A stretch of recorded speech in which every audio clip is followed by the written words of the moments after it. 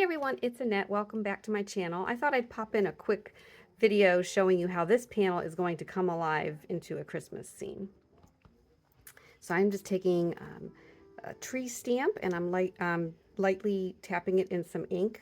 Gina Design's light spruce ink, and I'm just going to stamp this randomly on each side of the panel. And just going to randomly just choose some areas. These are going to kind of disappear and fade into the background, and that should do it. And then I'm going to take another size tree, and I will link the description to the products I'm using in the description below. And then I'm going to go with the medium spruce in the same family of greens. These are very nice inks that coordinate well together. And then this is going to be darker, and you don't even want to worry about these little white splotches, because now we're going to go in with a darker color and we can go right over those. And again, just randomly tapping in some trees, and these will give the illusion of trees in the foreground. Okay, and let's pop one. Let me move my tape. Pop one right here, maybe another one right here. And then lastly, I'm taking this tiny little tree in the same color, medium spruce, and we'll fill in where we think it'll look good. And I want to create like a little pathway here, so I want to leave that area open, and that should do it. Well, I think I'm going to put one more right in here.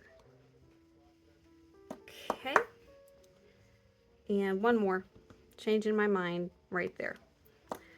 All right, so then we're done with the medium spruce. We're going to bring in the dark spruce, and we're going to use this large stamp here.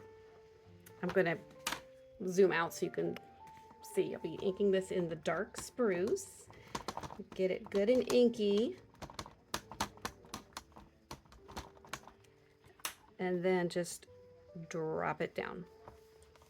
Give it a light press. You can always stamp it again if you're using any type of a stamping platform, which is nice. So you can check it, and I kind of like the way that looks. Now I've already pulled these deer stamps in, and I placed them on the card where I wanted them, and then picked them up with the stamp door, the platform door. And I'm just going to ink these up with Versamark Onyx Black. Get those good and inky and drop those down. Okay. And we'll do it again. And you can see this panel starting to come alive.